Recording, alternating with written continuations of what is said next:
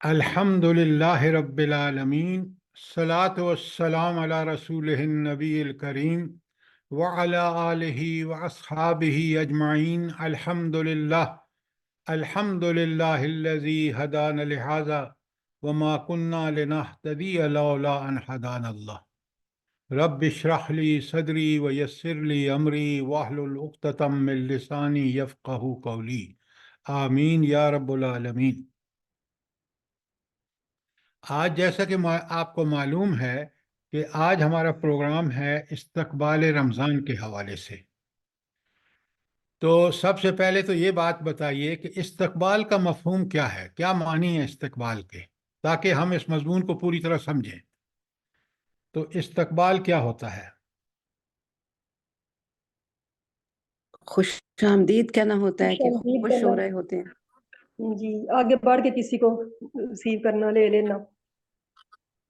یہ میں نے آپ کو مفہوم پوچھا ہے، آپ یہ ساری چیزیں جو بتا رہے ہیں لفظی معنی بتا رہے ہیں۔ ہم آج استقبال رمضان میں اس استقبال کا مفہوم کیا ہے یہاں پر؟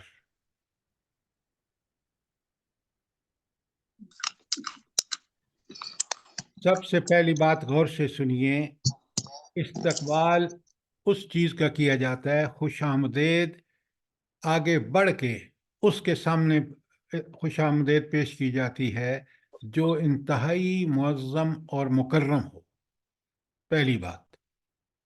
پھر اس کا ہم دل سے احترام کرتے ہوں، اور پھر اس کا جو قلبی احترام ہے اس کا اظہار اس کے استقبال میں ہوتا ہے کہ کس طرح ہم نے اس کو ریسیو کیا، کس طرح اس کی آؤ بھگت کی، کس طرح اس کی جو عزت اور اکرام جو ہے اس کا ٹھیک ٹھیک اظہار ہوا اس ہمارے اس ریسیو کرنے میں۔ یہ ہے استقبال کا مفہوم۔ اب جب ہم استقبال رمضان کہتے ہیں تو رمضان کا مہینہ جو ہے وہ ہمارے لیے اتنا معزز اور مکرم ہے، اور یہ ہماری زندگی کے جتنے بھی اوقات ہیں اس میں رمضان کی بہت بڑی اہمیت ہے۔ جب اس کی اہمیت مہینوں کے اعتبار سے یا دنوں کے اعتبار سے یا وقت کے اعتبار سے کس قدر زیادہ ہے، اس کا اظہار ہم کرتے ہیں اس کے استقبال سے۔ استقبال کا مطلب ہے کہ رمضان کے مہینے کی آمد پر ہم کس قسم کے انتظامات کرتے ہیں تاکہ رمضان کی فیوز و برکات کو ہم سمیٹ سکیں۔ یہ ہے رمضان کا مقصد، تو ساری استقبال۔ لیکن رمضان کیوں اتنا محترم ہے؟ آج آپ کو اس چیز کا پوری طرح ادراک ہوگا۔ ہینڈ آؤٹ آپ سب کو مل چکا ہے، اگر اب بھی کسی کو نہیں ملا تو عجائب کو کال کریں، اس کو میسج بھیج دیں صرف، تو وہ ابھی آپ کو مل جائے گا۔ اچھا، یہ میں نے کئی دفعہ آپ سے کنفرم کیا ہے کہ آپ کو مل چکا ہے، آپ نے کہا ہمیں مل چکا ہے۔ اچھا، اب رمضان کے استقبال سے سب سے بہترین جو عمل ہے حضور نبی کریم صلی اللہ علیہ وآلہ وسلم کا، وہ سب سے اعلیٰ اور عرفہ ہے، اور وہ بالکل حقیقت وہی ہے۔ تو سب سے پہلے اگر آپ دیکھیں تو اسی کے صفحہ نمبر 1 پر ایک بڑی حدیث ہے جو بحیقی کی حدیث ہے، اور وہ رمضان کی آمد پر خود ایک خطبہ ہے رسول اللہ صلی اللہ علیہ وآلہ وسلم کا۔ اس کی عربی ٹیکسٹ پہلے پیج پر ہے، میں اس کا صرف آپ کے پاس کیونکہ موجود ہے آپ پڑھیں گے، میں آپ کو اس کا خلاصہ بیان کروں گا، اور پھر اسی میں آپ کو اندازہ ہوگا کہ رمضان کس قدر فیض و برکات کا زمانہ ہے، کس طرح یہ باقی مہینوں سے اعلیٰ اور عرفہ ہے۔ اگر آپ سے کوئی ایک جملہ کہے کہ ایک جملہ بتائیں تاکہ پتہ چل جائے کہ یہ رمضان جو ہے یہ باقی مہینوں سے اعلیٰ اور عرفہ کیوں ہے، تو بتائیے کیا جملہ ہوگا آپ کا؟ کیونکہ قرآن نازل ہوا اس مہینے میں۔ کیا خاص بات ہے قرآن نازل ہونے کی؟ ہدایت کے لیے، جنت کا راستہ اور جہنم سے بچنے کا راستہ بتایا جاتا ہے۔ یہ قرآن کو آپ بہت لمٹ کر رہے ہیں۔ سر، اللہ تعالیٰ کا قرب حاصل کرنے کا مہینہ، خاص یہ وہ کتاب ہے جس کے اندر ڈاکٹر صاحبہ دنیا کا بہترین نظام سجسٹ کیا گیا ہے، فرد کے لیے، کسی قوم کے لیے، کسی گروہ کے لیے۔ یہ دنیا میں انسانوں کی اور قوموں کی عروج اور زوال کا سارا دار و مدار قرآن پر ہے۔ جی سر۔ قرآن کو آپ ایسی کتاب بناتے ہیں جیسے کوئی دنیا کی کتاب ہے۔ بھئی یہ اللہ رب العالمین کی برحق کتاب ہے۔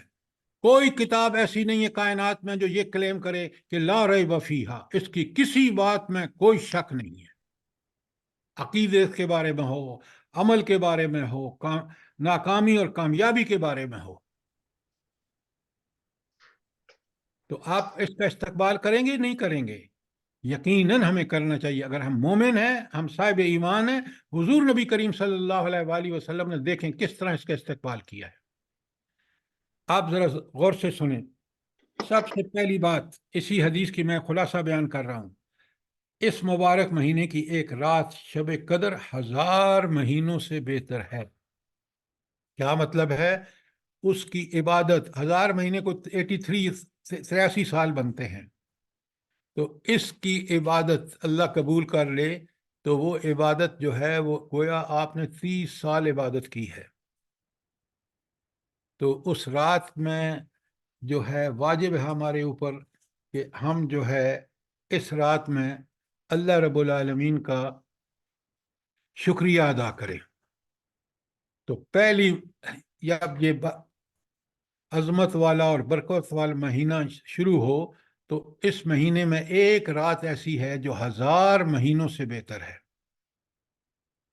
پھر ذرا سوچئے اگلا نقطہ کیا ہے کہ اس مہینے کے روزے اللہ تعالیٰ نے فرض کیے ہیں، ہر شخص پر فرض ہے۔ اگر اس کی صحت بھی ہو، اس کو اللہ نے زندگی دو، رمضان اس کو ملے، تو حضور نبی کریم صلی اللہ علیہ وآلہ وسلم کی وہ حدیث سامنے رکھیے ذرا، پھر آپ کو اندازہ ہوگا۔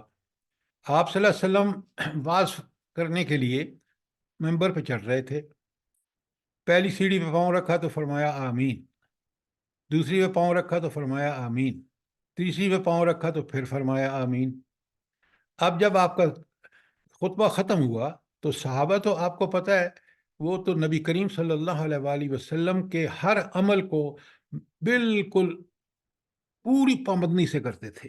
تو انہوں نے نبی کریم صلی اللہ علیہ وآلہ وسلم سے سوال کیا، یا رسول اللہ، آج آپ کا یہ عمل جو آپ نے کیا ہے کہ پہلی سیڑھی پہ پاؤں، دوسری پہ، تیسری پہ، اور آپ نے آمین کہا، تو اس کی کیا وجہ ہے؟ کیا ہمیں بھی کہنا چاہیے؟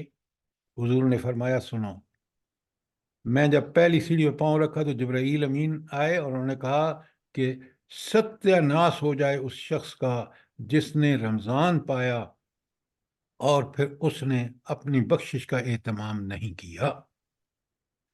یہ بد دعا کس نے دی ہے؟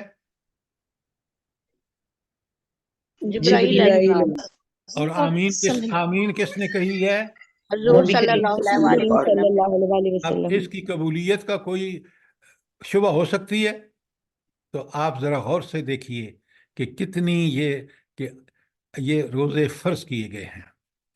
تو ہم بڑے خوش قسمت ہوں گے کہ اللہ رب العالمین ہمیں ان روزوں کو اسی طرح رکھنے کی توفیق عطا فرمائے جیسے نبی کریم صلی اللہ علیہ وسلم، صحابہ اور صحابیات نے رکھے، اور ان کی زندگیاں تبدیل ہوں گے۔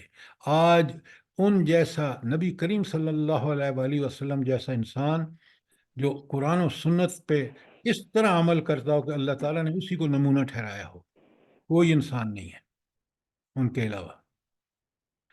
تو پہلا کہ اس پہ روزے فرض کیے گئے، اور اس کی راتوں میں بارگاہ خداوندی میں کھڑا ہونا، یعنی نماز تراویح اور تہجد کو نفل عبادت مقرر کیا، جس کا بہت بڑا ثواب ہے۔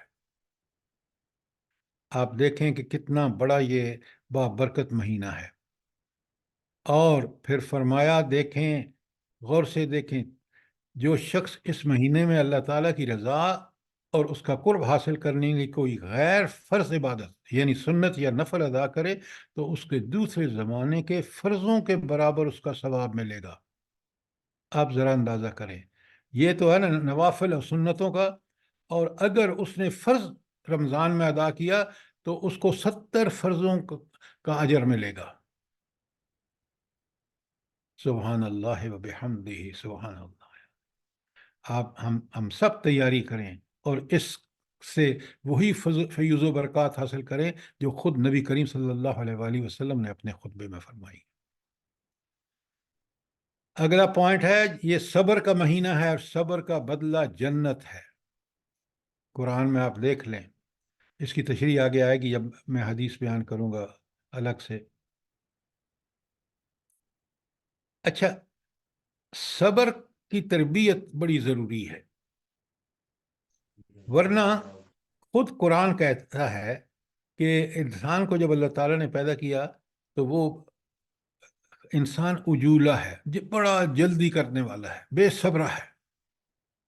تو اس کو قرآن و سنت پر عمل کر کے اور اس کی عبادات کو اس کی روح کے ساتھ ادا کر کے، خاص کر روزے کا ذکر یہاں موجود ہے کہ انسان کو صبر کی تربیت ملتی ہے، اور صبر کر کے جب وہ عمل کرتا ہے اور پھر اللہ پر توکل کرتا ہے تو جنت اللہ تعالیٰ اس پر واجب کر دیتے ہیں۔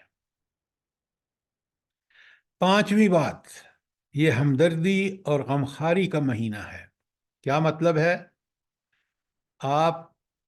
اللہ تعالیٰ نے جب ہمیں فراوانی رزق کی دی ہے تو ہمیں نہیں پتہ ہوتا کہ بھوک میں غریب آدمی کا معاملہ کیا ہوتا ہے، کس قدر وہ ایک شخص سے بچے، آج آپ دیکھ رہے ہیں جس دور میں ہم گزر رہے ہیں اپنی کرتوتوں کی وجہ سے، اپنی حکومتوں کے رویوں کی وجہ سے، کہ بچے بھوکے سوتے ہیں تو آدمی کو نیند نہیں آتی، لوگ اس پر خودکشیاں کر جاتے ہیں۔ تو یہ بھوک جو ہے، پیاس جو ہے، یہ ہمیں تربیت دیتی ہے کہ ذرا اس بات کا احساس کرو کہ یہ جب غریب بھوکا سوتا ہے، اس کے بچے بھوکے سوتے ہیں، تو پھر کیا اس کو کس قدر اذیت ناک صورتحال ہوتی ہے۔ تو یہ رمضان کا مہینہ ہمیں، اور پھر یہی مہینہ ہے اللہ تعالیٰ فرماتے ہیں جس میں مومن بندوں کے رزق کا اضافہ کر دیا جاتا ہے۔ اچھا، یہ تو آپ دیکھ رہے ہیں کہ اللہ کے رسول صلی اللہ علیہ وسلم نے ایک اور بات فرمائی، میں خلاصہ بیان کر رہا ہوں، اسی حدیث کا حصہ ہے۔ اب آپ کو پتہ ہے رزق کی اتنی فراوانی نہیں تھی صحابہ اور صحابیات کے ہاں جتنی اللہ تعالیٰ نے آج ہمیں دے رکھی ہے، اور یہ آزمائش ہوتی ہے، تنگی بھی آزمائش ہے کہ صبر کرتا ہے یا آدمی نہیں، اور اس کی فراوانی بھی آزمائش ہے کہ انسان شکر کرتا ہے یا نہیں، یہ اس کو ہمیشہ سامنے رکھیں۔ اچھا، تو نبی کریم صلی اللہ علیہ وآلہ وسلم نے جب صحابہ اور صحابیات کو بتایا کہ روزہ کھلوانے کا اجر یہ ہے کہ روزہ دار کے برابر آپ کو ثواب ملے گا۔ اب ظاہر ہے وہ بڑے غریب لوگ تھے تو انہوں نے فرمایا یا رسول اللہ، ہم تو خود روزہ کھولتے وقت ہمارے پاس کھانے کے لیے کافی نہیں ہوتا، تو پھر ہم اگر کیسے اس کا روزہ کھلوائیں کہ اس کو سیر ہو کر کھانا کھلائیں؟ تو حضور نے فرمایا کہ اگر آپ نے اس کو روزہ کھولنے کے لیے جو کچھ آپ کے میسر ہے آپ کے پاس، حتیٰ کہ اگر صرف دودھ کی یا لسی عام طور پہ، تو وہ بھی اس سے روزہ کھلوا دیں تو آپ کو وہ پورا اجر ملے گا۔ کیوں؟ آپ نے اپنی حیثیت پر پوری کوشش کر لی۔ اور فرمایا اگر جس نے پورا کھانا کھلایا تو اس کا بدلہ کیا ہے بھلا؟ بتائیں مجھے۔ اس کا بدلہ ہے کہ قیامت کے دن وہ حضور نبی کریم صلی اللہ علیہ وآلہ وسلم سے حوض کوثر میں پانی پلائیں گے، اور اس کی اتنی لذت اور اس میں اتنی برکت ہوگی کہ انسان کو پھر پیاس نہیں لگے گی۔ اچھا، یہ بتائیں آپ، یہ حوض کوثر کہاں پر ہوگا؟ وہاں پورا جو سلسلہ ہے اس کا اپنا مراحل میں کس مرحلے پر ہوگا؟ یہ دوزخ آخرت کے سارے مراحل میں یہ جو ہے آپ کا حوض کوثر، یہ کس مرحلے پر ہوگا؟ سر جی حشر کے میدان میں ہوگا نا؟ بھائی حشر کا میدان تو بہت بڑا ہے، وہاں حساب کتاب ہوگا۔ جی جی، حساب کے بعد نہیں، ایگزیکٹلی بتائیں۔ پل صراط پہ جانے سے پہلے۔ بالکل آپ نے ٹھیک کہا، اس کا جواب یہ ہے کہ جب حساب کتاب ختم ہو جائے گا اب فیصلے کے مطابق لوگ چل دیں گے، ان کو کراس کرنا ہے پل صراط۔ مومن کو آسانی سے اللہ تعالیٰ وہ بڑا مشکل پل جو ہے، کانٹے یہ انکڑے پتہ نہیں کیا کیا ہوگا، اللہ تعالیٰ ان کو آسانی سے گزار دیں گے۔ انبیاء ہوا کی سپیڈ سے جائیں گے، کافر اور ظالم، سرکش اور باغی اسی کانٹوں اور آنکڑوں میں الجھ کر نیچے گر جائیں گے، اور نیچے وہ رکھا ہی اس پہ ہوگا، اس پہ جہنم پر۔ لیکن اس پل پہ چلنے سے پہلے جب لوگ فارغ ہو جائیں گے، ان کو اعمال نامے مل جائیں گے اور فیصلہ ہو جائے گا، اس کے بعد وہ لوگ مومن جو ہیں وہ اس سختی جو انہوں نے برداشت کی ہے اس میں میدان حشر میں، ان میں سخت پیاس میں وہ پہنچیں گے، اور حضور نبی کریم صلی اللہ علیہ وآلہ وسلم اس کا جو پڑاؤ ہوگا، یا میدان یہ جو آپ کا حوض کوثر ہوگا، یہ اس پل سے پہلے ہوگا، اور یہ مومنین سب جائیں گے، اور حضور نبی کریم صلی اللہ علیہ وآلہ وسلم ان کو حوض کوثر سے پانی پلوائیں گے۔ اب یہ کیسا پانی ہے کہ آپ دیکھیں کہ اس کو پیاس ہی نہیں لگے گی۔ جنت میں تو جا کے پھر اللہ کی اور نعمتیں ہیں، لیکن یہ ایسا موقع ہوگا کہ جہاں پہ یہ اگر حوض کوثر کا پانی پی لے گا تو اس کے فیض و برکات کو دیکھ لیں۔ تو یہ اس شخص کو اللہ نصیب فرمائے گا جو ایک بھوکے روزہ دار کا روزہ کھلوائے اور اس کو کھانا کھلائے۔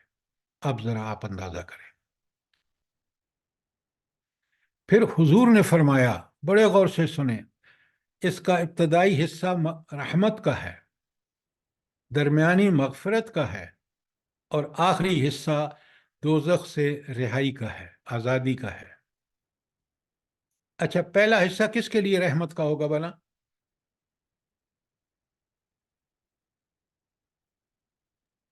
اب یہ باتیں سمجھیں، پہلے عشرے میں جو لوگ رمضان کے سارے اعمال اس مہینے میں فرائض سنتیں جیسے بتا دی گئی ہیں ایسے کرے گا نبی کریم صلی اللہ علیہ وسلم کی سنت کے مطابق، تو اللہ کی رحمتوں کا مستحق ہو جائے گا۔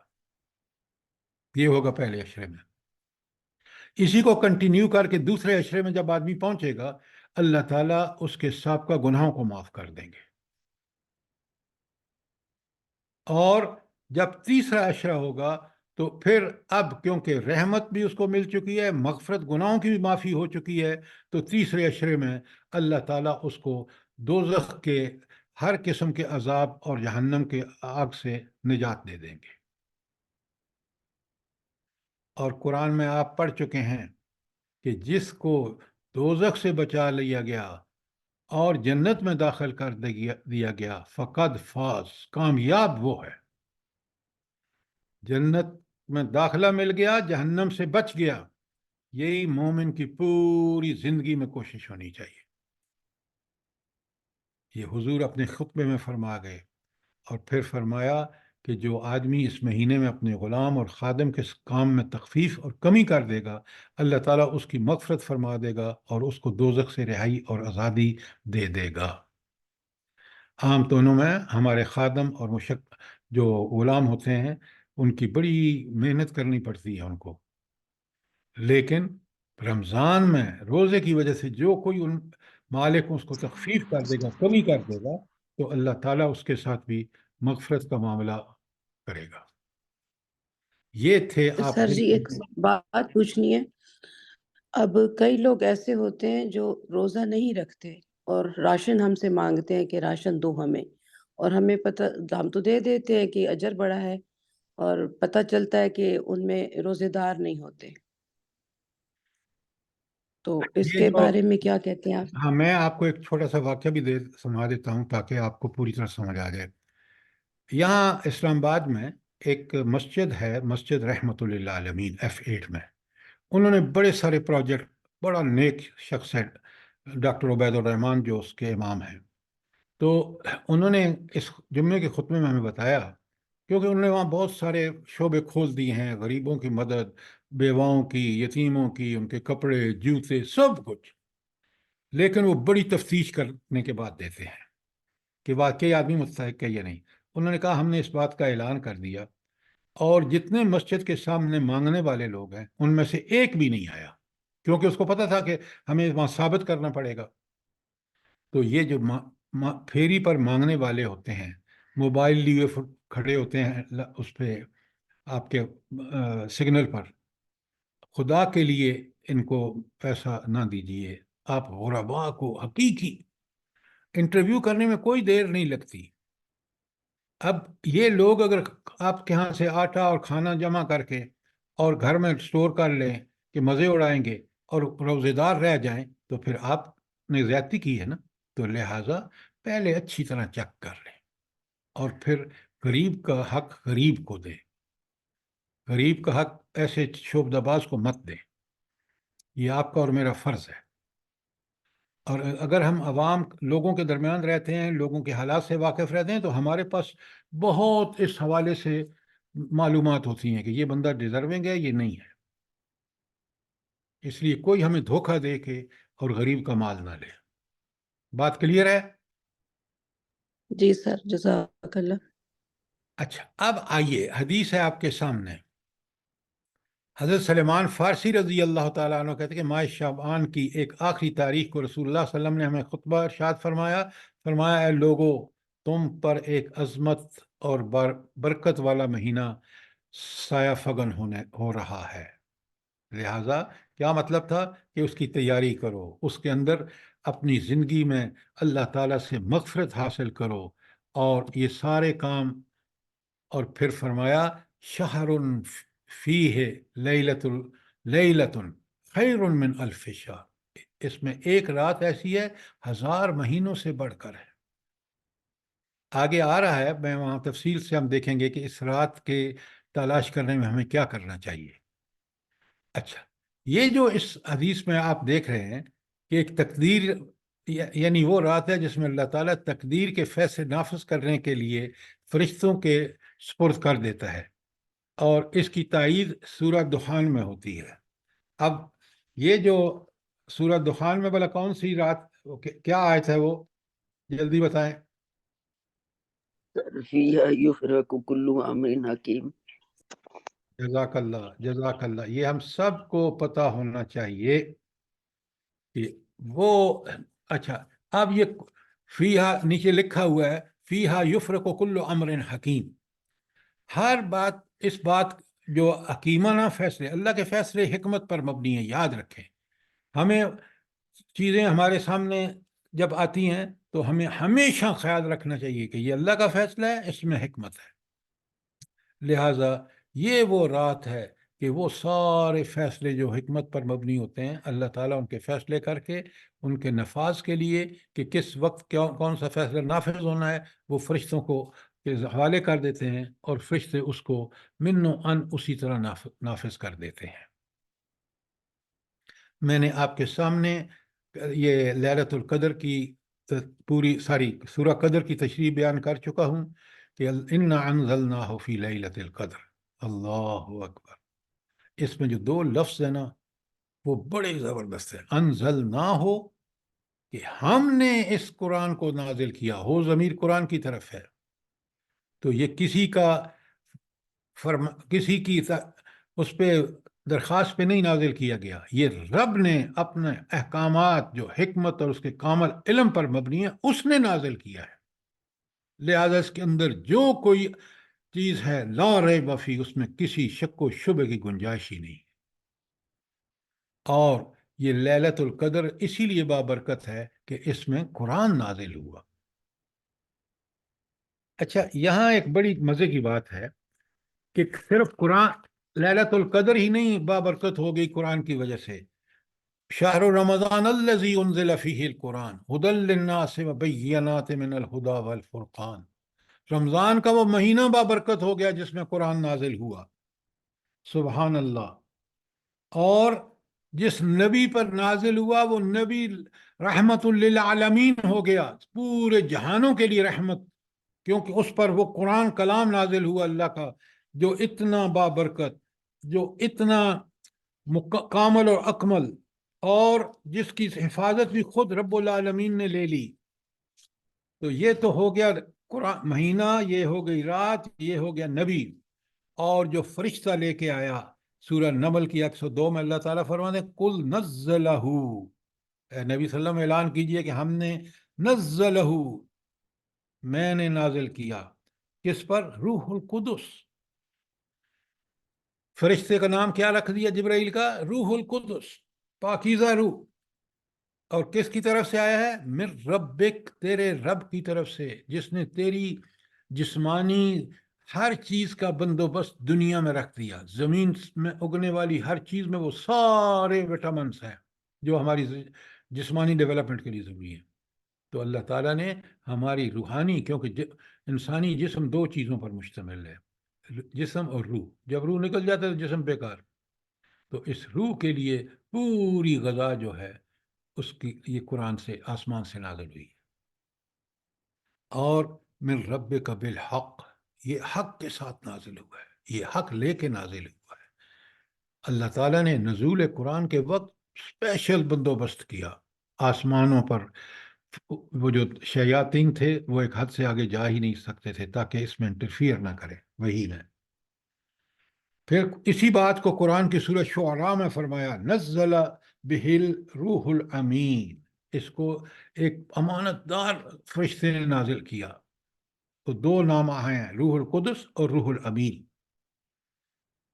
پھر فرمایا کہ جس زمانے میں یہ قرآن نازل ہوا ہے نا، وہ سب سے بہترین زمانہ ہے. کیوں؟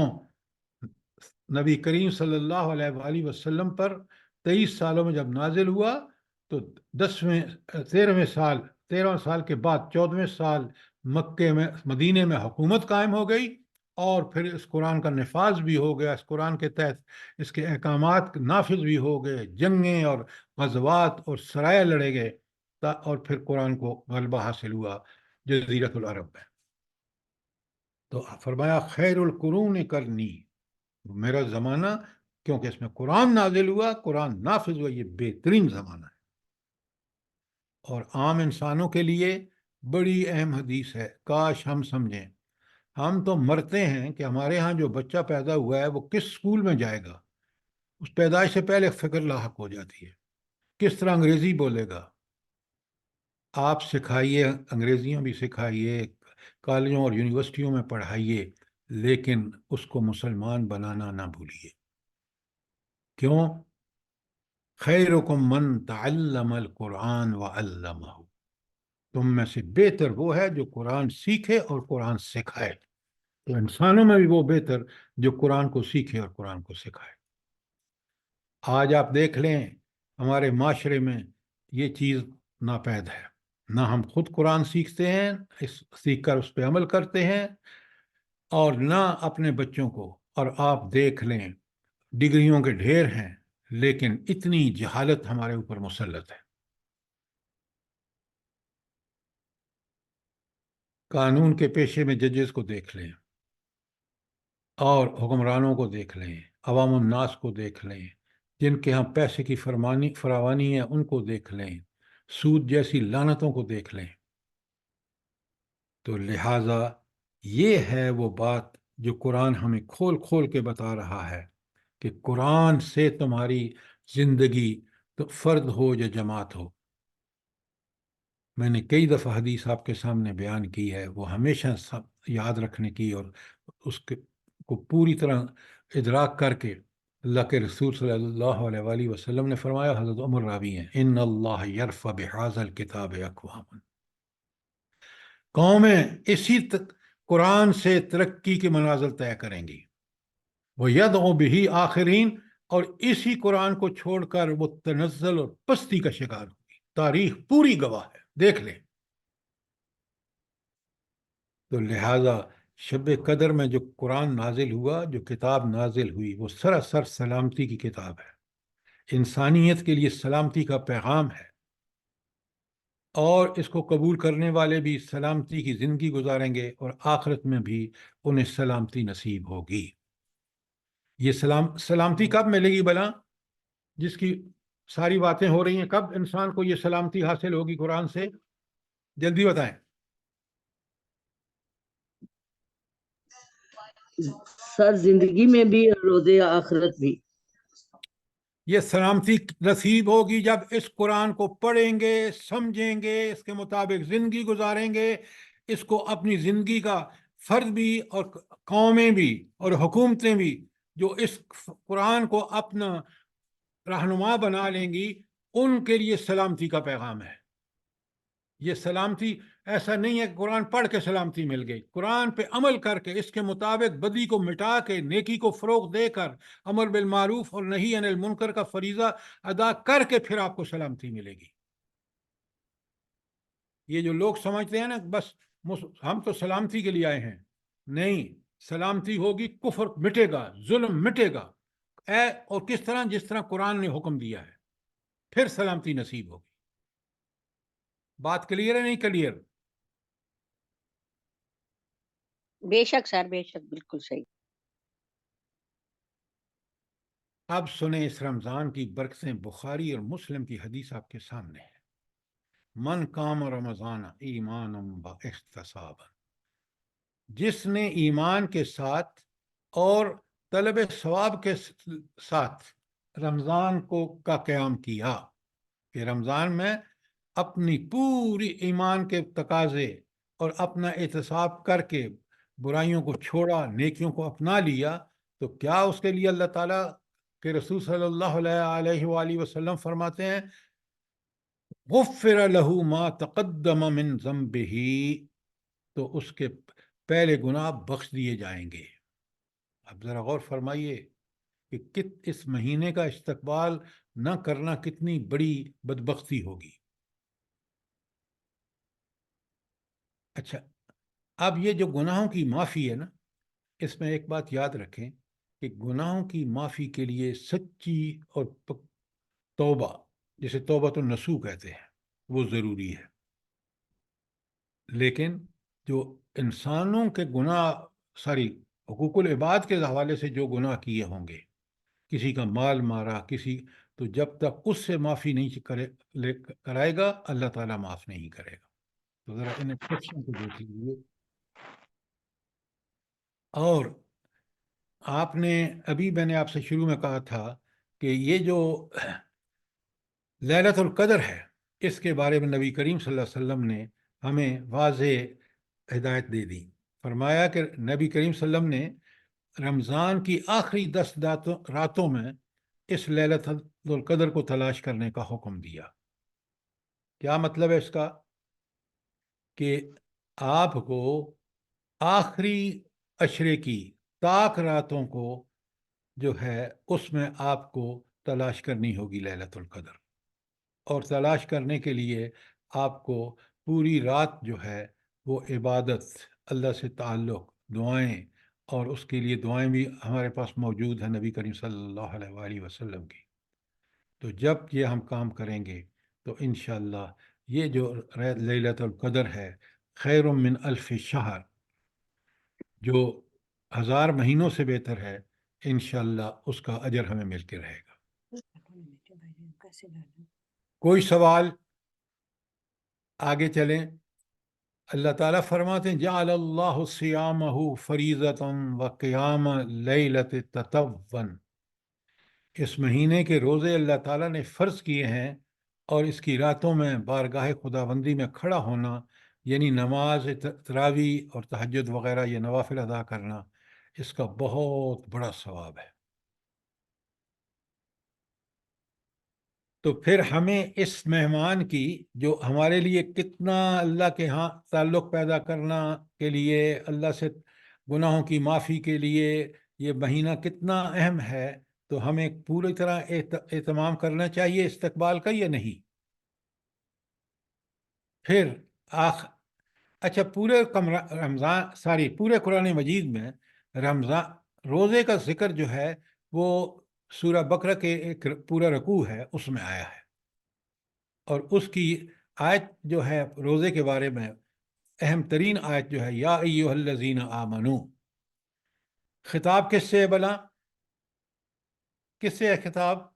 ہم سے ایمان سر، والوں سے سر. ایمان والوں سے، ہم سب ایمان والوں سے، ہم سب ہم سے. پر ہے، ہم ایمان کے دعوے کرتے ہیں. آپ ایمان والوں سے کہہ کے اپنے آپ کو باہر نکال لیتے ہیں.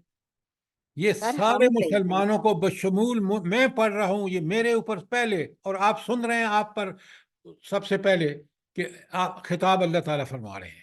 یہ ہمیں الرٹ ہو جانا چاہیے کہ اللہ فرما رہے ہیں یا ایھا الذین آمنوا. اب آگے کیا ہے؟ کتب علیکم الصیام. اللہ فرما رہے ہیں کہ میں نے روزے کو فرض کیا. روزہ اللہ تعالیٰ نے فرض کیا. اور بڑی کمال کی بات یہ ہے کہ کما کتب علی الذین من قبلکم، یہ ایسا نہیں ہے، ہر شریعت میں روزہ جو ہے وہ فرض رہا ہے. جس طرح آج ہمارے پر فرض ہے وہاں بھی. لیکن روزے کا مقصد کیا ہے؟ بالکل آیت کے آخر میں لعلکم تتقون. اس روزے سے تمہیں کیا ملے گا؟ اگر روزہ ٹھیک طریقے سے رکھو گے تو تم متقی بن جاؤ گے، تمہارے اندر تقوی آ جائے گا. اب تقوی اس کا مفہوم یہ نہیں ہے کہ خاص قسم کا لباس، ایک خاص قسم کی شکل. وہ اس وقت ہوگی کہ آپ کے قلب میں، نبی کریم صلی اللہ علیہ وآلہ وسلم نے فرمایا کہ تقوی ہا ہونا، اور اشارہ کس کی طرف کیا؟ اپنے دل کی طرف. تو دل میں اگر تقوی کا مطلب یہ ہے کہ دل میں اگر آپ کے خوف اور خشیت ہوگی، کس بات کی؟ اس بات کی کہ مجھے رب کے سامنے ہر کام کا ایک دن حساب دینا ہے. وہاں نہ کوئی رشتہ داری کام دے گی، نہ مال دولت، نہ فدیہ، نہ کوئی چیز وہاں کام نہیں آئے گی. وہاں صرف میرے جو چیز کام آنی ہے وہ میرا ایمان اور میرا عمل ہے. تو آپ کے دل میں اگر چیز یہ پیدا ہو جائے کہ میں نے اللہ سے ڈر کر نیکی کو میں سبقت کرنی ہے اور برائی کو چھوڑ دینا ہے، یہ ہے تقوی. یہ تربیت سے حاصل ہوتا ہے، اور روزہ اس کی بہترین تربیت ہے. کیوں؟ ہمیں تو دن بھر اللہ تعالیٰ حلال سے بھی روک دیتے ہیں، حرام کی تو بات ہی نہیں ہے، اللہ کو قبول ہی نہیں ہے کہ میرے پر ایمان رکھنے والا حرام کھائے. لیکن یہاں تربیت حلال سے روک کر کی جا رہی ہے، چاہے وہ آپ کی شہوانی خواہشات ہوں، نفسانی خواہشات ہوں، اور دیگر کوئی بھی ہوں، اس پہ پابندی لگا دی گئی تاکہ ایک مہینہ یہ تربیت حاصل کر کے ہم تقوی کی کیفیت حاصل کر لیں. اور 11 مہینے گزرنے کے بعد پھر یہ مبارک مہینہ آ جاتا ہے تاکہ زندہ لوگ جو ہیں اس میں تقوی کو حاصل کر کے اپنے رب کا قرب حاصل کریں. اچھا، تقوی کی اہمیت کیا ہے بھلا؟ قرآن سے بات کریں گے. بتائیے تقوی کس قدر اہم ہے بھلا؟ جلدی بتائیں. کہ جہنم کی آگ سے بچ سکیں جہاں تک. مجھے قرآن کی آیت بتائیں. دیکھیں یہ تقوی اتنا اہم ہے کہ قرآن میں 60 مرتبہ سے زیادہ حکم ہے واتقوا اللہ، کہ اللہ کا تقوی اختیار کرو. اتنا اہم ہے. اور جنت میں وہ شخص جا ہی نہیں سکتا جو متقی نہ ہو. دنیا میں معیار رکھا، سورہ پڑھیں، سورہ الحجرات. اللہ تعالیٰ کہتے ہیں ان اکرمکم عند اللہ اتقاکم، تم میں سب سے زیادہ معزز شخص وہ ہے جو سب سے زیادہ متقی ہے. آپ تو تقوی کو ایسے سمجھتے ہیں کہ جیسے کوئی عام بات ہے، یہ بڑی خاص بات ہے. پھر سنیے قرآن کہتا ہے یہ جنت جو ہے نا اعدت للمتقین، سورہ اس کی آیت ہے آل عمران کی. یہ جنت تیار ہی متقین کے لیے کی گئی ہے. دنیا میں اللہ کے نزدیک کوئی معزز صرف وہ ہے جو متقی ہے سب سے زیادہ. ذرا غور کریں. اور آخرت میں اعدت للمتقین، یہ جنت تیار ہی تقوی والوں کے لیے تیار کی گئی ہے. میں نے آپ کو بتایا کہ 60 مرتبہ سے زیادہ حکم آیا ہے، اور پھر شرط بتا دی سورہ بقرہ کی ابتدا میں 5 آیات میں، ہدی للمتقین، یہ ان لوگوں کے لیے قرآن ہدایت ہوگا جو تقوی اختیار کریں گے، جو برائیوں سے بچیں گے اور نیکیوں کو میں سبقت کریں گے. پھر آپ دیکھیں سورہ نبا میں فرمایا ان للمتقین مفازا حدائق وعنابا وکواعب اترابا وکاسا دہاقا. جنت کی نعمتیں تو ہیں ہی متقین کے لیے جو دنیا میں تقوی کی زندگی گزاریں گے. یہ ہے اہمیت. آپ ایک ایسا جملہ بول دیتے ہیں جس میں اس کی اہمیت واضح نہیں ہوتی. قرآن کی آیت سے بات واضح ہوتی ہے, حدیث سے بات واضح ہوتی ہے. وہ چیزیں جو ہم جو دعوت دینے والے ہیں ہمارے ازبر ہونی چاہیے, ان کے ٹھیک ٹھیک ہمیں اس کا فہم بھی ہونا چاہیے. کوئی سوال اس کی تشریح میں سورہ بقرہ کی 183؟ سر جی ایک آیت پڑھ سکتی ہوں؟ جی پڑھیں. یا ایھا الذین آمنوا اتقوا اللہ حق تقاتہ فلا تموتن الا وانتم مسلمون. تو تقوی کا بھی حق ہے. آپ نے بہت پیاری آیت پڑھی ہے, ذرا اس کا مفہوم بھی بیان کر دیں. سر جی تقوی کا حق ادا ہو جائے, یعنی کہ جیسا کہ اللہ تعالیٰ نے حکم فرمایا اور جیسے نبی کریم صلی اللہ علیہ وسلم کی سنت ہے اس کے مطابق ہمارا عمل ہو, تب جا کے تو تقوی کی روح کو یہ حاصل کر. بات آپ کی ٹھیک ہے, لیکن آیت سے آپ نکل چکے ہیں. آیت میں کہا آپ نے کہ مرتے دم تک تقوی کی روش پہ رہنا ہے. یہ ایک دن کا کام نہیں ہے, پوری زندگی میں تقوی کے مطابق کرو گے تو دیکھیں نا, اس میں سب سے بڑی شرط جو ہے جس کو آپ بھول رہے ہیں وہ ہے کہ تم نے اس کو آخری سانس تک تقوی کو اپنانا ہے. آیت بڑی پیاری آپ نے پڑھی ہے, لیکن اس کا مفہوم سمجھیے کہ تقوی ہمارے اوپر دن کے ہر گھنٹے, ہر منٹ اور ہر سیکنڈ میں, اور اسی طرح پوری زندگی میں ہمارے اوپر لازمی ہونا چاہیے. سر تقوی کے جو ثمرات بھی تو قرآن پاک میں بیان ہوئے ہیں نا, کہ وَمَن يَتَّقِ اللَّهَ يَجْعَلْ لَهُ مَخْرَجًا, کہ جو بھی اب تقوی کی روش ہے. جی سر. آپ ایک آیت پڑھ رہے ہیں, میں آپ کے سامنے جی ایسی جی سینکڑوں آیات پڑھ سکتا ہوں, جی انشاءاللہ سر. اور میں آپ کو تقوی کے اس پہ بھیج بھی دیتا ہوں ساریاں, تاکہ آپ سب کے سامنے رہے. اور اگر آپ دیکھیں نا, اللہ پر ایمان کا سب سے پہلا تقاضا جو ہے وہ تقوی کے اختیار کرنا ہے. میں آج آپ کو بھیجتا ہوں, ذرا آیات وہ دیکھیں آپ تقوی کے بارے میں, ٹھیک ہے؟ جی سر. یہ پہلی میں نے دو ٹاپکس پہ آیتیں بھیجی ہیں آپ کو.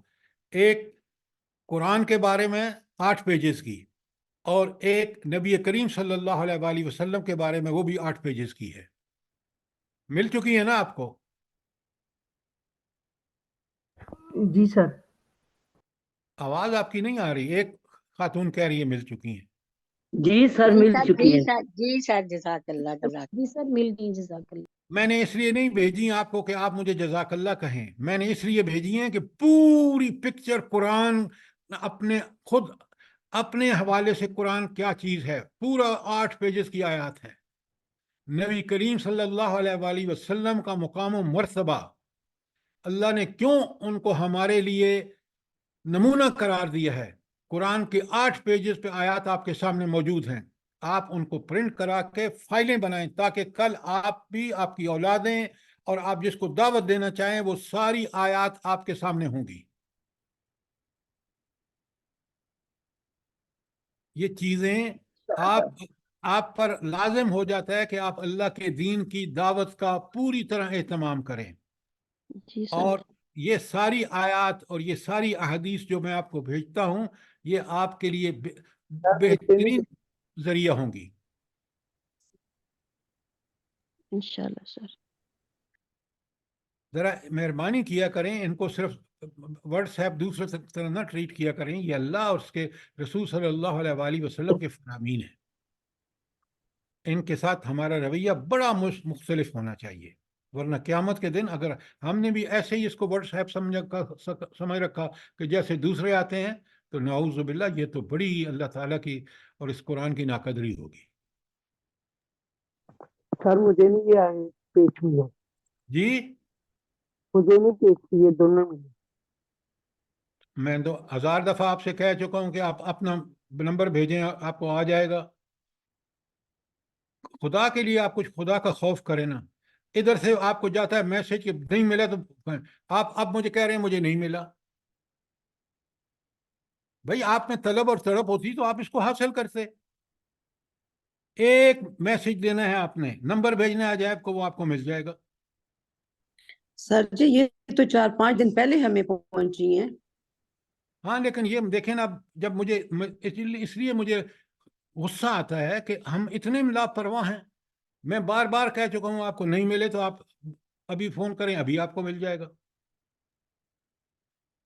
चलें अब आइए आगे, जरा रमजान की फैज़ व बरक़ात को पूरी तरह देखें कि मन काम रमज़ान ईमानम व एहतसाबन गुफ़िर लहू मा तक़द्दम मिन ज़ंबिही। जिसने ईमान के साथ और तलब सवाब के लिए, एहतसाब के लिए रमज़ान को कायम किया, उसके पहले गुनाह बख्श दिए जाएंगे। गोया हमें पूरी तरह रमज़ान का इस्तकबाल का मतलब ही यही है कि अपने पूरे वक्त का जो हमने टाइम टेबल बनाया हुआ है उसमें हम इस रमज़ान के महीने में हर वो काम करें जिसका अल्लाह ने और अल्लाह के रसूल ने हुक्म दिया है। और ये अल्फाज ज़रा सामने रहें, ईमानम व एहतसाबन। ये फिर वही बात आ गई है जो मैं उस खुतबे में नबी करीम सल्लल्लाहु अलैहि वसल्लम ने फरमाई है कि नवाफिल और सुन्नतों का सवाब फ़र्ज के बराबर है इस महीने में, और फ़र्ज का जो अजर है वो 70, एक फ़र्ज आपने अदा किया 70 फ़र्जों का सवाब आपको मिलेगा। अच्छा, आपको पता है कि अल्लाह ताला ने कुरान मजीद में हमें बताया है कि ये जो अजर है नेक अमल का, ये मुख्तलिफ आयात में मफ़हूम उसका ये है कि एक नेकी का बाज़ जगह कहा गया 10 गुना मिलेगा, बाज़ जगह कहा गया कि इसको अल्लाह बढ़ाएगा जितना चाहेगा। और फिर यहाँ इस हदीस मुस्लिम की आपके सामने है कि इंसान के हर नेक अमल को 10 गुना से 700 गुना तक बढ़ाया जाता है। पहले तो ज़रा इस पे आ जाइए कि ये इतनी वेरिएशन क्यों है कि 10 गुना से 700 गुना तक बढ़ाया। भला क्या इसमें हिकमत क्या है अल्लाह ताला की? आप मुझे ये बताएं। ज्यादा से ज्यादा हम नेकियां करें इंशाल्लाह। खुदा के लिए सवाल को सर समझ। जी ईमान पे डिपेंड करता है, जिसका ईमान जितना मजबूत होगा, जितना दिल लगा के वो अपने रब से जुड़ेगा, उतना ही उसको अजर मिलेगा। ये बात आधी सच है, पूरी बात ये है। देखें, आप मेरी बात तो सुने, देखें ना, ये आप चीजों को बिल्कुल ठीक मफहूम बयान करें। 10 गुना से 700 गुना। अब मुझे एक बताएं एक बात, एक आदमी के घर में वैसे ही खाना 10 आदमियों का, उसमें 11 भी खा सकते हैं, 12 भी खा सकते हैं, 13 भी खा सकते हैं। लेकिन एक और शख्स है जिसके पास एक अपनी रोटी खाने की थी और सख्त भूखा था। इस शख्स ने, एक इंतहाई भूखा आदमी आया, उसने अपनी वो रोटी जिस उसको खुद भूख उसको दे दी। इसका अजर ज्यादा है या वो 10 आदमियों का पका हुआ खाना, अमीर आदमी है उसका अजर ज्यादा है? आप गरीब का। वो जो खुद भूखा था उसने अल्लाह के लिए उस भूखे को वो अपनी रोटी भी दे दी। ये है अजर का मयार अल्लाह के यहाँ कि मोमिन किस खुलूस दिल से और किन हालात में अल्लाह के हुक्म को बजा लाता है। मैंने दोनों केसेस आपके सामने रख दिए। लेकिन रोजे के बारे में अल्लाह ताला फरमाते हैं, यानी ये तो बनाती है ना कि जनरल उसूल है और वो डिपेंड करता है, मैंने अभी आपको बताया कि हालात, वाक़यात और सूरत हाल क्या थी। अल्लाह ताला फरमाते हैं मगर रोज़े का मामला दीगर नेकियों से मुख्तलिफ है। रोज़ा मेरे लिए है और मैं ही इसकी जजा दूंगा।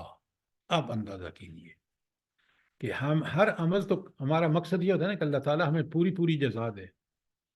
तो अल्लाह फरमाते हैं कि अगर रोज़ा आपने अल्लाह के लिए रखा है तो उसका फिर अजर अल्लाह देगा। लेकिन यहाँ फरमा दिया कि کتنا اجر دے گا؟ بڑھا کے تو ضرور دے گا، لیکن وہ کن حالات میں آپ نے روزہ رکھا ہے، کیفیات کیا تھیں، حالات اور واقعات کیا تھے، کس مشکل میں تھے، کس تنگ دستی میں تھے، اس کے باوجود آپ نے رکھا. تو یہ روزے کا اجر جو ہے وہ ان حالات، کیفیات اور واقعات پر اس کا دار و مدار ہے. لیکن یقیناً نیکی کا اجر اس ایک نیکی سے زیادہ ہے. فرمایا روزے دار کے لیے دو خوشیاں ہیں. ایک خوشی افطار کے وقت، ذرا غور فرمائیے، کیوں کہ افطار آپ دن بھر کا روزہ مکمل کر کے شکر کرتے ہیں کہ رب تیرا یہ حکم میں نے مجھ سے مکمل ہو گیا. بڑی خوشی ہوتی ہے انسان کو. اور دوسری خوشی اپنے رب سے ملاقات پر ہوگی. کیوں بلا کیوں یہ خوشی رب سے ملاقات کے وقت کیوں خوشی ہوگی، اور کتنی ہوگی؟ بتائیے جلدی سے.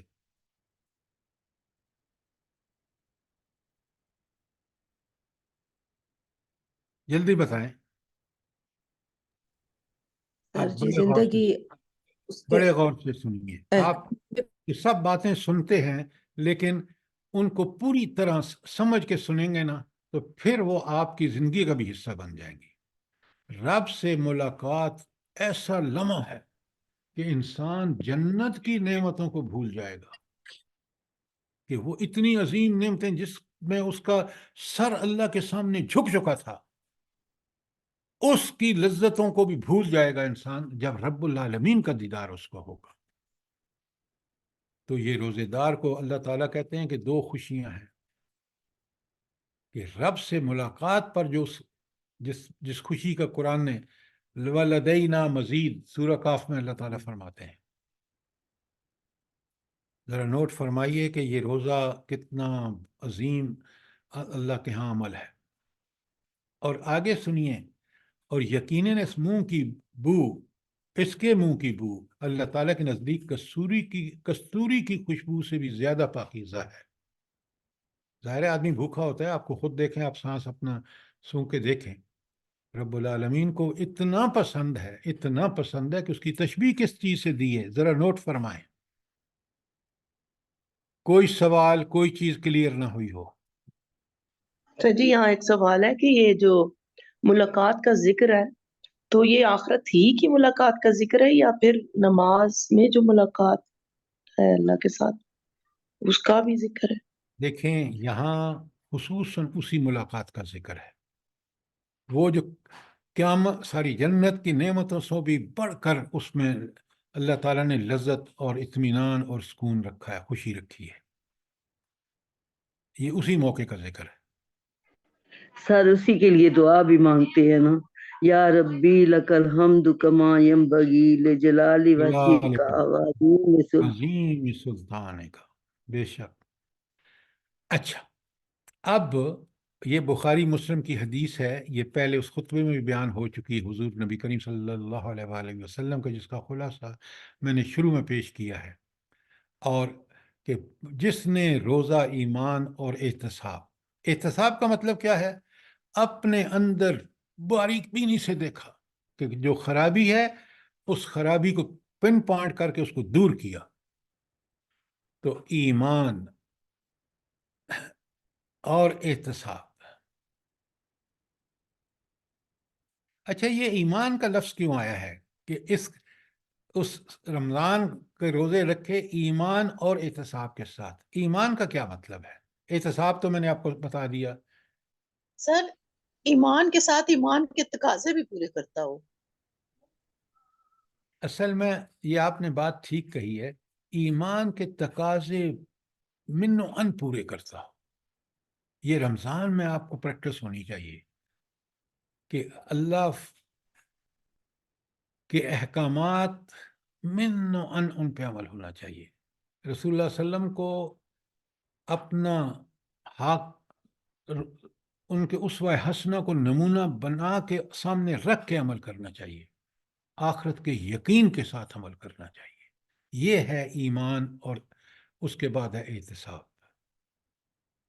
ایمان جتنا مضبوط ہوگا نا، عمل میں اس قدر پختگی، درستگی اور اخلاص آئے گا. ایمان ہی بنیاد ہے پورے دین کی. یہ بنیاد مضبوط ہوگی تو عمارت مضبوط ہوگی. ایمان کو کم نہ سمجھیں. میں نے کئی دفعہ آپ سے گزارش کی ہے کہ یہ دعا جو ہے یہ ہماری دعاؤں کا حصہ ہونی چاہیے.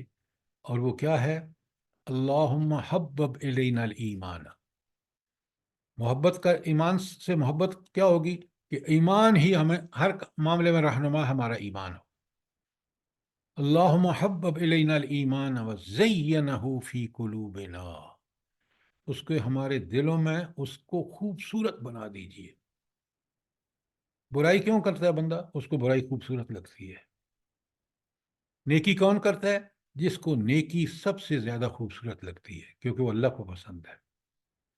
تو آپ نے دیکھا کتنی پیاری دعا ہے، اللہم حبب الینا الایمان وزینہ فی قلوبنا وکرہ سر جی الینا الکفر والفسوق والعصیان. اور ان چیزوں سے، کفر، نفاق اور گناہوں سے ہمارے دل میں نفرت پیدا کرتے ہیں. جب نفرت ہوگی تو آپ ان کو نہ کریں گے نہیں. آگے کتنی پیاری دعا ہے، پوری دیکھیں. اللہم اجعلنا من الراشدین. من الراشدین. مجھے ہدایت یافتہ لوگوں میں سے کر دیجیے. تو اس دعا کو یاد کر لیں. اب یہاں یہ بخاری مسلم کی حدیث جو ہمارے زیر مطالعہ ہے، وہاں بتا دیا گیا کہ ایمان اور احتساب کے ساتھ روزے رکھے تو اس کے گناہ معاف. ایمان اور احتساب کے ساتھ 3 دفعہ آیا ہے. آپ دیکھیں کہ یہاں اللہ تعالیٰ نے اس بات کی گارنٹی دے دی ہے. تو رمضان کے مہینے کا استقبال، اس کے اندر وہ چیزیں جو ہماری ضرورت ہیں، جو ہماری آخرت میں جہنم سے نجات اور جنت میں داخلے کے لیے ضروری ہیں، ان پر من و ان عمل کیا جائے پورے اخلاص کے ساتھ. اچھا، اب آ جائیے صبر. پہلے صبر کی ہے جو دیکھیے، صبر کے بارے میں یا کسی بھی نیک عمل کے بارے میں جتنا اس کا بیان قرآن و سنت میں وہ ہم سمجھ لینا تو پھر وہ ہماری زندگی کا حصہ بن جائے گی. صبر کے بارے میں کمال کی حدیث ہے یہ جو آپ کے سامنے ہے. عجبا لامر المومن ان امرہ کلہ لہ خیر ولیس ذالک لأحد الا للمؤمنین. مومن کا معاملہ کس قدر اچھا ہے، یعنی اس کی اچھائی کی کوئی انتہا نہیں ہے، اور اس کے جملہ امور کے لیے خیر و برکت کا باعث ہیں. اور یہ صرف مومن کے لیے ہے. یہ حق جو ہے، یہ استحقاق صرف مومن کو حاصل ہے اور کسی کو نہیں ہے. کن دو امر کون سے ہیں؟ ان اصابتہ سراء شکر. جب اس کو کوئی بھی نیکی ملتی ہے، کوئی بھی بھلائی ملتی ہے، تو خوشی ملتی ہے، تو وہ اللہ کا شکر ادا کرتا ہے. وَكَانَ خَيْرٌ لَهُ. یہ اس کے لیے بہتر ہوتا ہے. اچھا، تو جب خوشی ملتی ہے، شکر کرتا ہے، تو یہ اس کے لیے بہتر ہوتا ہے. قرآن اس کے بارے میں کیا کہتا ہے بلا؟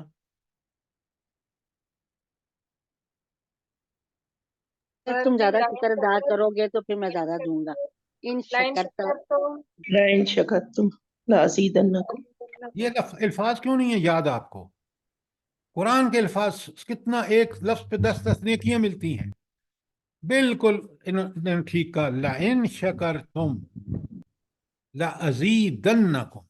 اگر تم شکر کرے گو، لام بھی تاکید کا، شد بھی تاکید کا، میں تمہیں ضرور بے ضرور زیادہ دوں گا. یہ کس کا وعدہ ہے؟ اللہ تعالیٰ کا وعدہ. اللہ تعالیٰ. اچھا، یہ تو ایک شکل ہو گئی کہ جب اس کو خوشیاں، مال، اولاد، نعمتیں ملتی ہیں تو وہ شکر کرتا ہے. وَإِن كَفَرْتُمْ ابھی میں وَإِن نے كَفَرْتُمْ إِنَّ عَذَابِي لَشَدِيدٌ. آپ کو کیا جلدی ہے؟ ایک بات آپ سمجھ رہے ہیں، آگے آپ پہلے اس کو تو سمجھ لیں. میں آ رہا ہوں اس کے اوپر.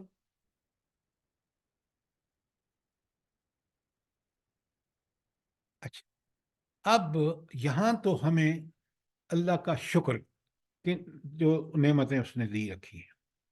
اچھا شکر کے بارے میں سمجھ لیں 3 چیزیں. شکر شروع ہوتا ہے دل سے. بلے دل سے کیسے شکر شروع ہوتا ہے؟ جلدی بتائیں. اعتراف ہوتا ہے سر. دل سے ارادے بنتے ہیں اور اسی سے پھر عمل میں آتے ہیں. اگلی بات مت چھوڑیں. دل کا شکر یہ ہے کہ دل اس بات کا بھرپور اعتراف کرے کہ یہ نعمت میرے رب کی طرف سے ہے، اس میں اسی کا احسان ہے، اسی کی رحمتیں ہیں، یہ اسی کا میرے اوپر خاص احسان ہے، اور میں تو اس کا شاید مستحق نہیں تھا، یہ اسی کا کرم ہے. جب یہ آپ کے دل میں نعمت کے بارے میں دل کی سوچ ہوگی، یہ دل کا شکر ہے. کیوں؟ اس سے آگے معاملہ اسی شکر کے بعد، دل کے شکر کے بعد چلے گا. اب پہلا شکر دل کا جو میں نے آپ سے گزارش کر دی ہے. دوسرا شکر زبان کا. جب دل میں اعتراف ہوتا ہے نا تو پھر زبان کیا کہتی ہے؟ الحمدللہ، میرے رب کا شکر ہے کہ جس نے مجھے یہ نعمت دی. اچھا میں ایک مثال سے آپ کو سمجھاتا ہوں. خدا نخواستہ کسی ہمارے عزیز کا انتقال ہو گیا تو دل میں کیا ہوتا ہے؟ انتہائی غم اور افسوس. تو زبان سے کیا نکلتی ہیں؟ کیا نکلتی ہیں زبان سے اس وقت؟ انا للہ و انا انا للہ و الیہ انا الیہ راجعون. میں کہہ رہا ہوں زبان سے آہیں نکلتی ہیں. زبان جب دل شدید غم میں مبتلا ہوتا ہے تو زبان سے آہیں نکلتی ہیں، اور اگر شکر دل میں ہوتا ہے تو زبان سے الحمدللہ نکلتا ہے. بات کو پہلے پوری طرح سمجھیے. یہ تو وہ شخص کہتا ہے جو کلمہ آپ نے کہا انا للہ و انا الیہ راجعون، جو اللہ کا شکر کی انتہا ہوتی ہے. لیکن پہلے اس معاملے کو انسانی نفسیات کے اعتبار سے سمجھیے. اچھا تو پہلا شکر دل کا، مثال سے میں نے آپ کو بتا دیا. دوسرا شکر زبان کا، مثال سے میں نے آپ کو. تیسرا شکر یہ ہے کہ جب یہ دونوں شکر ہوں گے، اعتراف ہوگا کہ نعمت اللہ نے دی، اسی کا میں زبان سے بھی شکر ادا کر رہا ہوں. عمل سے شکر یہ ہے کہ اس نعمت کو، مال ہو، اولاد ہو، کوئی بھی عہدہ ہو، کوئی چیز ہو، اس کو اسی طرح برتے، اسی طرح استعمال کرے جس طرح اللہ کا حکم ہے عمل. پھر شکر مکمل ہوتا ہے. یہ ہے شکر کی حقیقت، اور اس میں اگر کوئی سوال ہو تو ضرور کریں.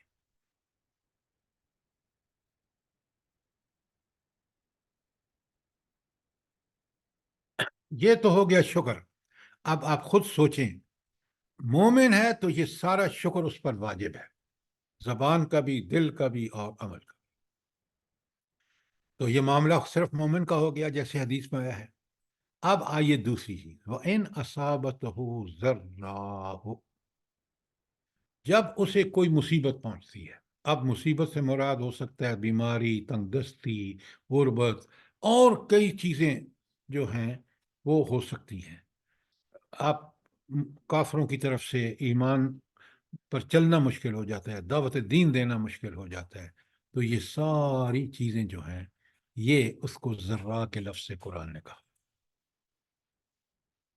تو جب یہ اس کو پہنچتا ہے تو صبر، پھر وہ کیا کرتا ہے؟ صبر کرتا ہے.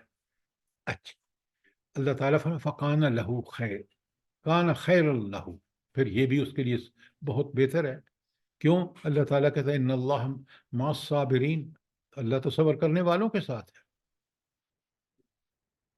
اچھا آپ سے ایک سوال یہ ہے، یہ حدیث سمجھنے کا طریقہ یہ ہوتا ہے کہ ہم دیکھیں کہ اس میں جو حکم دیا گیا ہم پوری طرح سمجھتے ہیں، پھر اس کو دیکھیں کیا ہمارے عمل میں ہے یا نہیں. اب آپ مجھے یہ بتائیے اس صبر کے حصول کے لیے کیا طریقہ ہے؟ قرآن نے کیا بتایا ہے؟ وَاسْتَعِينُوا بِالصَّبْرِ وَالصَّلَاةِ، یا ایھا الذین آمنوا استعینوا بالصبر والصلاۃ. پہلے خود صبر کیا ہے؟ مصیبتوں، تکلیفوں، اور کل میں نے آپ کو 3 صبر کی کیفیات بتائی تھی کہ نیکی کرنے پر صبر چاہیے، اس کو ڈٹنا کہتے ہیں، برائی سے رکنے کے لیے صبر چاہیے، اس کو رکنا حافظ ابن القیم اس کو کہتے ہیں رحمہ اللہ. اور مصیبتوں پر اس قائم رہنا، ڈٹ کے اپنے دماغ کو حاضر رکھ کے آہو بقا نہ کرنا، بلکہ پورے استقلال سے چیزوں کو سوچ سمجھ کے ان حالات میں کرنا. تو یہ صبر جو ہے یہ خود مطلوب ہے، اور نماز صبر کا ایک ذریعہ ہے. اچھا، نماز اور صبر کا یہ کیوں تعلق ہے کہ اللہ تعالیٰ کہتے ہیں کہ تم صبر اور ایمان سے جو ہے مدد مانگو؟ کیوں نماز کیسے صبر کا ذریعہ بنتی ہے؟ ان چیزوں کو ذرا غور سے سمجھا کریں خدا کے لیے، جلدی بتائیں. سر نماز سے اللہ کا قرب ملتا ہے، دل کو تسلی ہوتی ہے. تو پھر وہ صبر کے لیے کیسے بنتی ہے؟ اور گڑ گڑا کر بندہ اللہ تعالیٰ سے اپنی وہ مصیبت اور وہ اپنا دکھ بیان کر دیتا ہے، تو جیسے دل کو تسلی ہو جاتی ہے. آپ ذرا غور سے سنیں. سر انسانی زندگی کا مقصد عبادت ہے، اور عبادت کا مقصد تقوی اختیار کرنا ہے. تقوی پیدا ہوتا ہے سر عبادت سے. سوال میرا آپ سے یہ ہے، بالکل آپ سب باتیں ٹھیک کر رہے ہیں، کہ نماز سے صبر کیسے ملتا ہے؟ اب بڑے غور سے سنیے، اس کو سمجھیے بات کو. جب میں صبر کرتا ہوں تو اصل میں وہ صبر جس کا قرآن کہہ رہے تم صبر کرو، اللہ سے صبر سے مدد مانگو نماز سے کے ذریعے، یہ صبر اصل میں توکل ہے. کس بات کا توکل؟ کہ یہ جو میری مصیبت آئی ہے اس کو کون ٹالے گا؟ میرا رب ٹالے گا. یہ ہے صبر کی دعا مانگنے کا، کہ میرا توکل اتنا زیادہ ہو کہ آئیے مصیبت اللہ کی طرف سے اور اللہ تعالیٰ ہی دور کرے گا. یہ ہے صبر سے مدد. یہ ٹھیک بات ہے؟ جلدی بتائیں. جی سر. جی سر. اچھا، جی سر اب بالکل. اگلی بات بڑے غور سے سنیے اور سمجھیے. نماز ہمارے اندر توکل پیدا کرتی ہے. ایاک نعبد و ایاک نستعین، مدد بھی اسی سے مانگتے ہیں کہ توکل ہمارے اندر اللہ توکل پیدا کر کے جو سختی مصیبت پریشانی آئی ہے یہ آپ کے حکم کی وجہ سے آئی ہے، اس کا کوئی مقصد ہے، اور اے اللہ آپ ہی دور کر سکتے ہیں. تو توکل جو ہے وہ توکل نماز ہمیں سکھاتی ہے. اس طرح وہ صبر کے حوالے سے معاون اور ممد و معاون ہوتی ہے. بات سمجھ آئی ہے کہ نہیں؟ جی سر. تو انسانی نفسیات کے پیش نظر قرآن کے حقائق کو جب انسان سمجھتا ہے تو اپنے اندر پیدا کرنا بھی آسان ہوتا ہے. کیوں؟ کہ ہمیں اس کی اصول کے لیے کیا کرنا چاہیے اس کی پوری طرح سمجھ آ جائے کہ ہم اپنی نفسیات میں کیا تبدیلی لائیں. اگر نماز میری وہ نماز نہیں ہے کہ جس میں مجھے اللہ کا قرب، اللہ سے تعلق، اللہ کا توکل پیدا نہیں ہو رہا، تو مجھے اپنی نماز کی اصلاح کرنی چاہیے.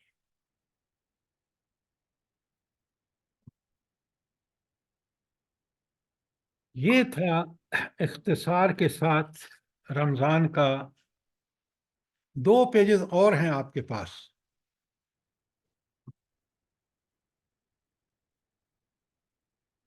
عجائب، یہ وہ سلائیڈیں نہیں آ رہی اس کی جو 2 آخری پیجز بنائے تھے آپ نے.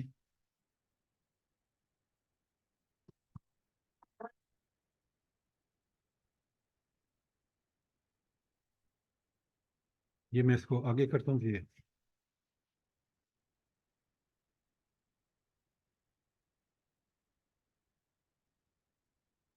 ہاں ٹھیک ہے، جزاک اللہ.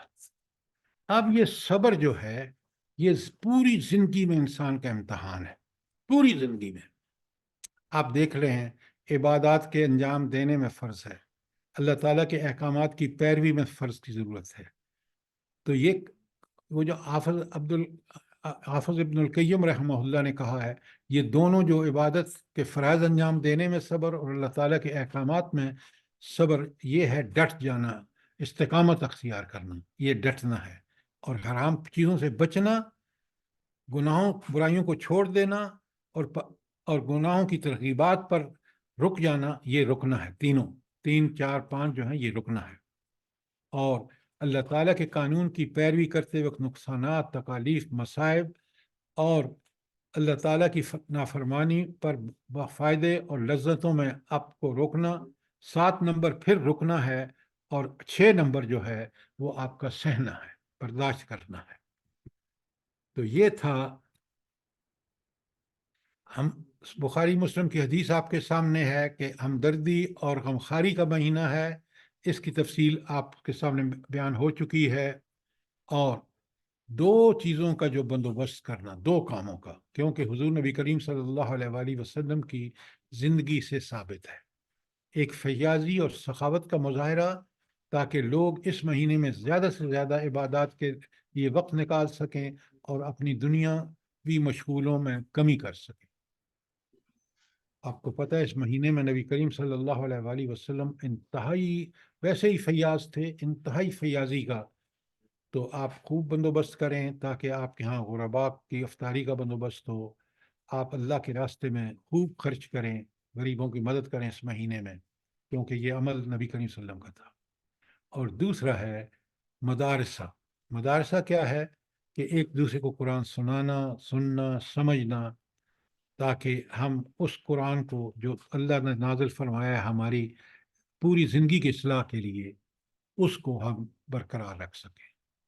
ترمذی کی حدیث آپ کے سامنے آ چکی ہے کہ جس نے روزے دار کا روزہ افطار کرایا اسے بھی اتنا ہی اجر ملے گا جتنا اجر روزے دار کے لیے ہوگا، اور روزے دار کے اجر میں کوئی کمی نہ ہوگی۔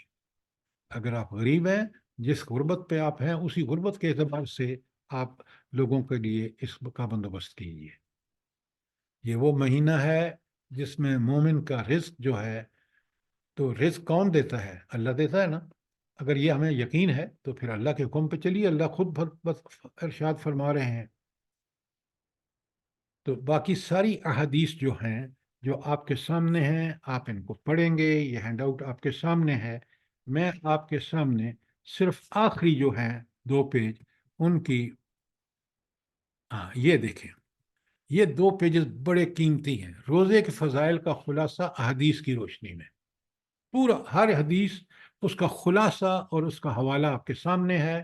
1 پیج اس پر ہے، اور دوسرا ہے خود قرآن کے مجید کے جو فضائل ہیں، حدیث اس کا خلاصہ اور اس حدیث کس کتاب سے ہے وہ بھی آپ کے سامنے ہے۔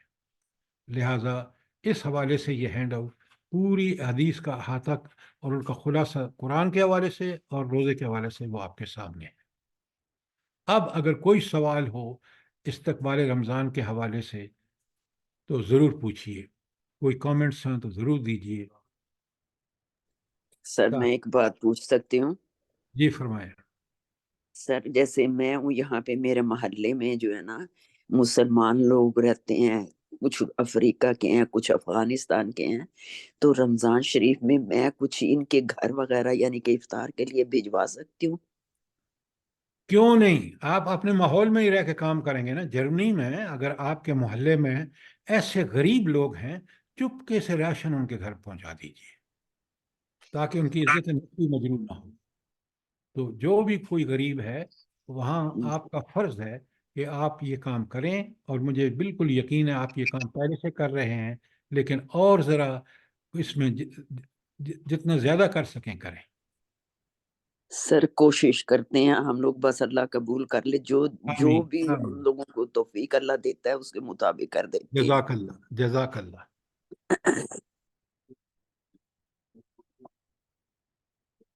اور کوئی سوال؟